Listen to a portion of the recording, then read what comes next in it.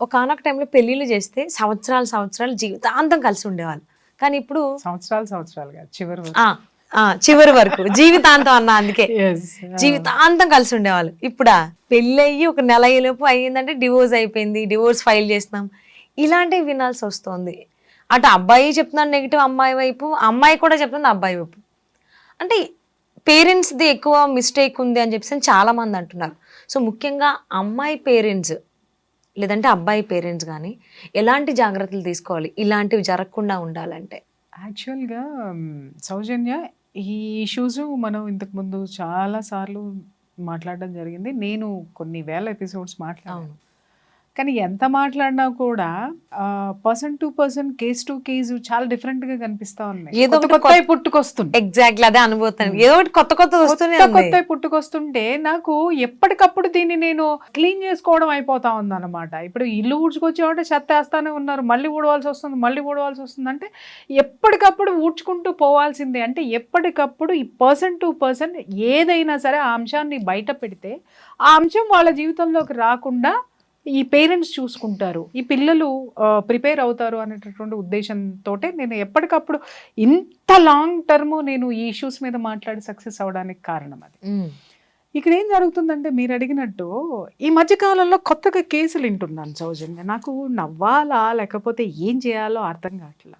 పెళ్లిళ్ళు చేస్తున్నారు, సంబంధాలు కుదుర్చుకుంటున్నారు, అబ్బాయి కుటుంబం బాగానే ఉంటుంది. అంటే ముఖ్యంగా ఫస్ట్ అమ్మాయిల్లో నేను గమనించింది, నాకు నిజంగా నవ్వు తెప్పించింది, జాలి కూడా వేసింది ఒక విధంగా. అబ్బాయి ఎంత సంపాదిస్తున్నాడు, అబ్బాయి అమెరికాలో ఉన్నాడా, ఆస్ట్రేలియాలో ఉన్నాడా, లేదా ఇక్కడే ఉంటే ఎన్ని కార్లు ఉన్నాయి, ఎన్ని బంగ్లాలు ఉన్నాయి, చూసుకోవచ్చు, తప్పలేదమ్మా. ఎందుకు అనంటే ఎప్పుడైనా సరే ఒక ఫైనాన్షియల్ సెక్యూరిటీ అనేది మనకి మించినటువంటి ఫైనాన్షియల్ సెక్యూరిటీలోనే మనం చూసుకుంటాం. అది ఎట్టి పరిస్థితుల్లో తప్పే కాదు. కానీ ఇక్కడ విషయం ఏంటంటే నువ్వు వాటిల్ని చూసుకున్నప్పుడు సాటిస్ఫై అయ్యావు కదా. అబ్బాయికి ఇంత జీతం వస్తుంది, లేదా అబ్బాయి అమెరికాలో ఉన్నాడు, ఎన్ని డాలర్లు సంపాదిస్తున్నాడు, ఇక్కడ ఇంత ప్యాకేజ్ ఉంది, ఇంత సంపాదిస్తున్నాడు, నువ్వు సాటిస్ఫై అయ్యావు కదా. పెళ్లి చేసుకునే ముందు ఓకే అనుకున్నావు కదా, తల్లిదండ్రులు కుదిర్చారు కదా, తల్లిదండ్రులు కూడా ఎంక్వైరీ చేసుకున్నారు కదా, ఈ పిల్లవాడికి ఎంత వస్తుంది, ఈ పిల్లవాడి కుటుంబం ఏంటి, ఈ పిల్లవాడు ఏంటి, ఈ పిల్లవాడి బుద్ధులు ఏంటి ఏంటి అనేది ఎంక్వైరీ చేసుకున్నారా లేదా? ఖచ్చితంగా చేసుకుంటా. అవును. చేసుకున్న తర్వాత నువ్వు దేనికి సాటిస్ఫై అయ్యావు? అతని డబ్బుకి సాటిస్ఫై అయ్యావు, అతను ఇచ్చేటటువంటి ఫెసిలిటీస్కి, అతని ఆస్తిపాస్తులకి, అతని హోదాకి, అతని చదువుకి సాటిస్ఫై అయ్యావు. నీ బిడ్డనిచ్చి పెళ్లి చేసావు, నీకు అన్నీ దొరుకుతున్నాయి, కార్లు ఉన్నాయి, హ్యాపీగా మీ అమ్మాయి అడిగినన్నీ జరుగుతున్నాయి, అంతా బాగానే ఉంది. విషయం వచ్చింది ఎక్కడ చిక్కు అనంటే అమ్మాయికి కావాల్సిన అన్నీ దొరుకుతున్నాయి కానీ అబ్బాయికి కావాల్సింది ఏది దొరకట్లేదు. అవును, చాలా గమ్మత్తైనటువంటి విషయాలు. నిజంగా ఐ వాజ్ సర్ప్రైజ్డ్. ఒక్కొక్క రోజు కొన్ని కేసులు వింటుంటే నేను సర్ప్రైజ్ అని ఎందుకు అన్నాను అనంటే, అంటే ఇంత దరిద్రంగా కూడా ఆడపిల్లలు ఆలోచించి వాళ్ళ జీవితాలు నాశనం చేసుకుంటున్నారా అనేటటువంటి ఆలోచన వచ్చింది నాకు. చేతులారా పాడు చేసుకుంటున్నారు. ఇక్కడ ముఖ్యంగా ఏంటి అనంటే పెళ్ళి అయిన తర్వాత చాలా కేసులు విన్నాను. ఈ మధ్య రీసెంట్ గా ఎక్కువ కేసులు విన్నాను కాబట్టి నేను ఈ టాపిక్ తీస్తున్నాను. ఏంటి అని అంటే they are not ready to have a sexual life with husband. అదేంటిది? సో పెళ్ళైన తర్వాత అది ఉంటుందని అందరికీ తెలిసిందే కదా, ఫిజికల్ రిలేషన్ అనేది. ప్రిపేర్ అవ్వలేదు. వాట్? నేను ప్రిపేర్ అవ్వలేదు, వాళ్ళు చాలా క్యాజువల్ గా చెప్తున్నారు. నేను ప్రిపేర్ అవ్వలేదండి. ఏంటి మరి దేనికి ప్రిపేర్ అయ్యొచ్చో? కారులో ఎక్కి తిరగడానికి ప్రిపేర్ అయ్యొచ్చావా? వాడు తెచ్చే డాలర్లు లెక్క పెట్టుకోవడానికి ప్రిపేర్ అయ్యొచ్చావా? లేకపోతే ఆ ఇంట్లో నువ్వు ఎప్పుడు పడితే అప్పుడు లేవడానికి, ఎన్ని గంటలు పడితే అన్ని గంటలు పడుకోవడానికి, నీ ఇష్టం వచ్చినట్టు చేయడానికి ప్రిపేర్ అయ్యొచ్చావా? నేను ఆడపిల్లలందరినీ అనటం లేదమ్మా, ఇలా జీవితాలని కాల్చుకునేటటువంటి ఆడపిల్లల్ని కాలుతుంటే సమర్థించేటటువంటి కట్టె పుల్లలాగా దోసేటటువంటి పేరెంట్స్కి చెప్తున్నాను నేను ఈ విషయం. ఇక్కడ నేను ప్రిపేర్ అవ్వలేదు, నాకు ఇంట్రెస్ట్ లేదు, నేను ప్రిపేర్ అవ్వాలి. ఏం ప్రిపేర్ అవుతావు? ఈ అమ్మకి పెళ్లి చేసుకునేటప్పటికే 25 దాటుతాయి. అవును. ఒక ఆడదై పుట్టిన తర్వాత పెళ్లి అంటే ఏంటి అని తెలుసుకోవడానికి ఒక సర్టన్ ఏజ్ అయితే వస్తుందిగా. టీనేజ్ వచ్చిన తర్వాత ఈ శరీరం ఎందుకు ఉంది, దానికి ఒక తోడు కావాలని అనిపిస్తుంది కదా. హార్మోన్స్ ఎప్పుడైతే మన బాడీలో ప్రొడ్యూస్ అవుతాయో అప్పటి నుంచి అపోజిట్ సెక్స్ మీద ఒక విధమైనటువంటి అట్రాక్షన్ ఏర్పడుతుంది అనేటటువంటి సృష్టి రహస్యం ఈ అమ్మలకి తెలియదా అని అడుగుతున్నాను నేను. ఓకే, ఉంటది కదా. అవును. ఆ తెలిసినటువంటిది నువ్వు పెళ్లి అనేటటువంటి తతంగంలో ఏముంటదమ్మా? పెళ్లి మగాడు ఎందుకు చేసుకుంటాడు? రెండే విషయాలు. ఒకటి సెక్షువల్ లైఫ్ ఎంజాయ్ చేయడానికి, రెండు వంశాంకురాలతోటి లైఫ్ లాంగ్ తనకు ఒక తోడుని వెతుక్కొని ఆ వంశంలో తనకంటూ బిడ్డల్ని కానీ తనకు ఒక ఆసరాని ఏర్పాటు చేసుకోవడానికి భార్యను తెచ్చుకుంటాడు. ఓకే, ఆ భార్య విలువ తెలియకుండా రాసి రంపాను పెట్టే దరిద్రుల గురించి తర్వాత మాట్లాడదాం మనం. రైట్, దీనికోసమే వాడు తెచ్చుకుంటాడు. ఎప్పుడైతే నువ్వు ఈ ఇంటికి వచ్చావో నేను ప్రిపేర్ అవ్వలా లేదు అని నువ్వు కూర్చుంటే నాకు అర్థం కాక అడుగుతాను, వాడు దేనికి ప్రిపేర్ అవ్వాలమ్మా? దేనికి ప్రిపేర్ అవ్వాలి వాడు? అది చెప్పండి. ఇచ్చి పుచ్చుకోవడం అనేది ప్రతి విషయంలోనూ ఉంటుంది, ప్రకృతిలో కూడా ఉంటుంది. అర్థమైందా? మొక్కకి నీళ్లు మనం పోస్తేనే అది మనకు ఆక్సిజన్ ఇస్తుంది, పెరుగుతుంది. అలాగే వర్షం వస్తేనే ఆ మొక్క చిగురిస్తుంది, దాని నుంచి ఆక్సిజన్ మనకు వస్తుంది. మనం వదిలేసిన కార్బన్ డైఆక్సైడ్ అది తీసుకుంటుంది. ఇచ్చి పుచ్చుకునే ధోరణి ప్రకృతిలోనే ఉంది, మనుషుల్లో ఎందుకు ఉండదు? ఇక్కడ చాలామంది తెలివిగా మాట్లాడతారు ఏంటంటే ఆడపిల్లలు, అవునండి ఓర్చుకోవాలి అని అంటారు. ఓర్చుకోవాలి, కానీ దేనికి ఓర్చుకోవాలి? నువ్వు రైట్ రాయల్గా ఇంటికి వచ్చేసి ఏ విధమైనటువంటివి నువ్వు ఇవ్వకుండా అక్కడ కూర్చొని పొద్దున్నే ఈ అమ్మ 10ంటికి లేస్తుందో తెలియదు, 11ంటికి లేస్తుందో తెలియదు, 12ంటికి లేస్తుందో, కనీసం కప్పు కాఫీ కూడా వాడు నోచుకోడు. సరే వాడు తిప్పలేదో వాడు పడుతున్నాడు, సరే నేను చేసుకున్నాను కదా ఈ అమ్మాయి తెలుసుకుంటుందిలే అని చెప్పేసి అని కాఫీ దగ్గర నుంచి వంట దగ్గర నుంచి అన్ని వాడే చేసుకునేటటువంటి ప్రయత్నాలు జరిగిన తర్వాత కూడా, లేచిన తర్వాత కూడా వండింది తినడానికి కూడా వంకలు పెట్టి స్విగ్గీ ఆర్డర్లో ఇంకోటో తెచ్చి మళ్ళీ ఈడి జేబుకే బొక్క. ఏం ఎంజాయ్ చేస్తున్నావు నువ్వు? వాడితో కారుల్లో మళ్ళీ సాయంత్రం అయ్యేసరికి బయటికి తీసుకెళ్ళాలి.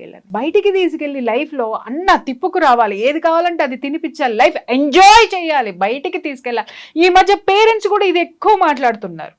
అవును, ఎక్కడికి తీసుకెళ్ళడండి అని. అది తప్పు. ఎక్కడికి తీసుకెళ్ళకుండా ఉండడం అనేది తప్పు. కానీ అప్పుడప్పుడు ఖచ్చితంగా రిలాక్సేషన్ అనేది భార్యకి కావాలి. కానీ ప్రతిరోజు ప్రతి నిమిషం కోరుకున్నప్పుడల్లా ఇదేంటి ఏమంటారు, వాడేదో నీకు డ్రైవర్ ఉద్యోగం చేయాలి, తర్వాత ఏం ఉద్యోగం చేయాలి, నీకు సంపాదించి పెట్టేటటువంటి ఒక ఉద్యోగిగా నీ దగ్గర ఉండాలి. ఆ తర్వాత ఏముండాలి, నీకు బాడీ గార్డ్ కింద వాడు ఉండాలి. తర్వాత ఏముండాలి, లైఫ్లో నువ్వు ఎప్పుడు పడేస్తావా ఒక జీవితం అనేటటువంటి ఎదురు చూసేటటువంటి ఒక దాన్ని ఏమంటారు, ఒక పెట్ డాగ్ మాదిరి నీ దగ్గర ఇట్లా కూర్చొని ఎదురు చూస్తూ ఉండాలా? ఎంతవరకు న్యాయం అమ్మా ఇది? ఒక్కసారి చెప్పండి. అంటే ఎవరైతే అమ్మాయిలు ఉన్నారో నేను ప్రిపేర్ అవ్వలేదు, నాకు ఇంకా టైం కావాలి అంటే అది కిడ్స్ వైస్ ఆలోచించుకుంటే అంతవరకు ఓకే. ఈ ఫిజికల్ రిలేషన్ కూడా కాదు అంటే దానికి అమ్మాయి పేరెంట్సే అమ్మాయికి సపోర్ట్ చేస్తున్నారు. మా అమ్మాయి అలాగే ఉంటది, మా అమ్మాయి అంతే, మా అమ్మాయి పిల్లలకి అందవు. ఎగ్జాక్ట్లీ. అంటే ఈ మాటలు వింటుంటే షాక్ అనిపిస్తోంది అసలు. ఈ పేరెంట్స్ నేను ఒకటి అడుగుతున్నా, ఈ పేరెంట్స్ కల్చర్ ఎట్లా ఉంటుందో చెప్పమంటావమ్మా? ఇలా మాట్లాడేటటువంటి పేరెంట్స్ లో ఆ ఇద్దరు పేరెంట్స్ కి సఖ్యత ఉండదు, నంబర్ 1. ఓకే. రెండోది ఏంటి అనంటే వాళ్ళకి అసలు అవగాహనే లేదు.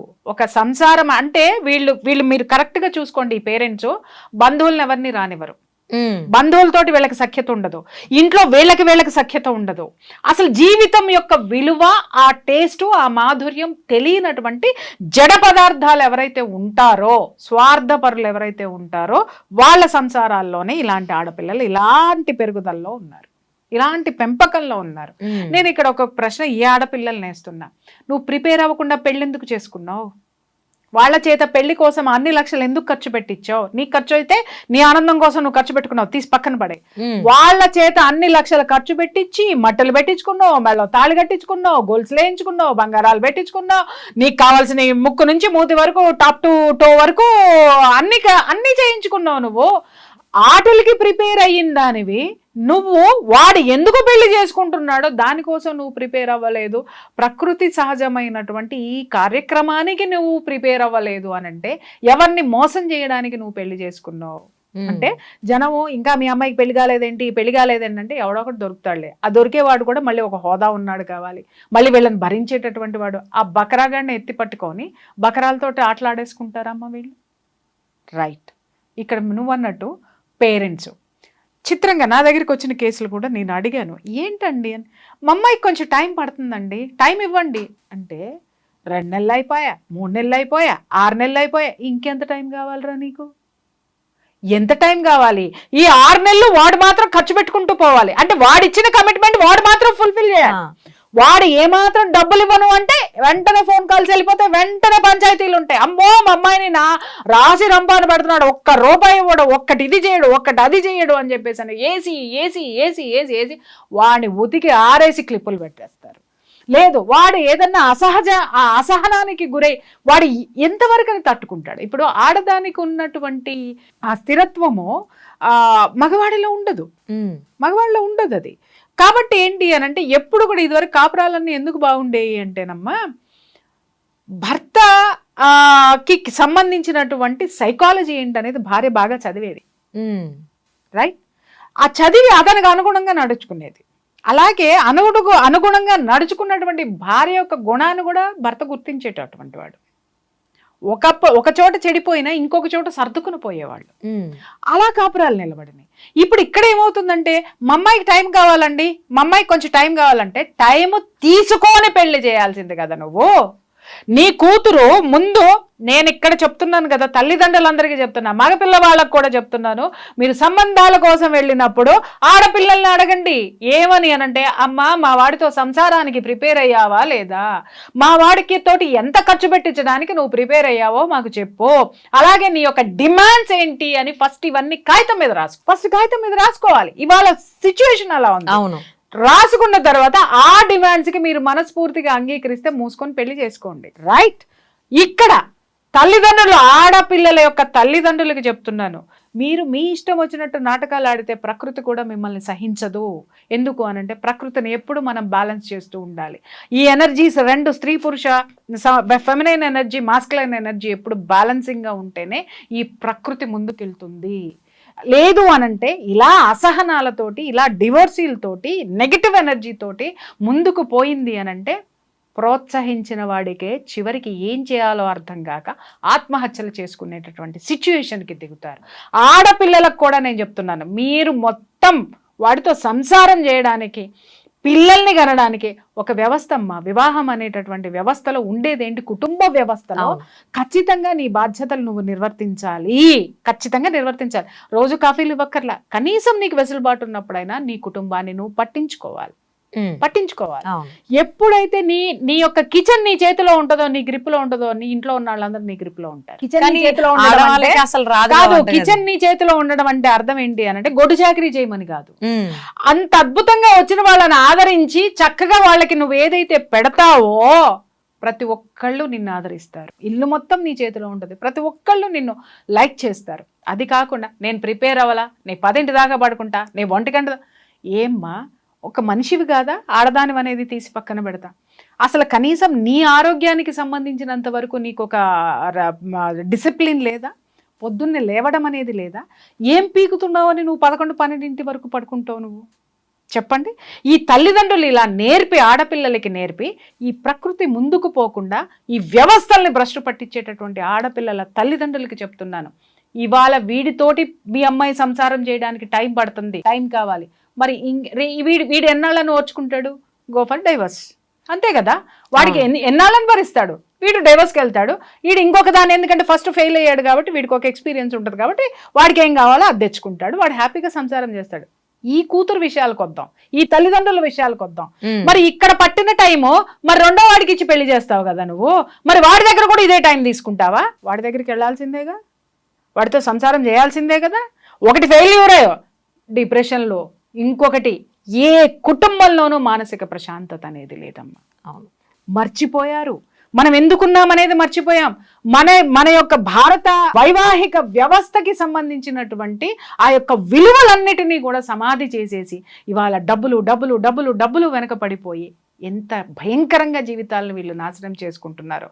చివరికి చెరపకురా చెడేవు అని చెప్పి ఎవరైతే ఈ ఆడపిల్లల్ని, ఇలాంటి ఆడపిల్లల్ని తయారు చేస్తున్నారో, అలాగే ఎవరైతే మగపిల్లలు వివాహ వ్యవస్థ పట్ల నమ్మకం లేక ఒకళ్ళిద్దరు పిల్లలు పుట్టిన తర్వాత డివర్స్ పారేసేసి, పెళ్ళానికి డివర్స్ పారేసి ఇంకొక దాంతో పోతున్నాడో, చివరికి నిన్ను దేకటానికి ఎవ్వడు ఉండడు ఈ ప్రకృతిలో.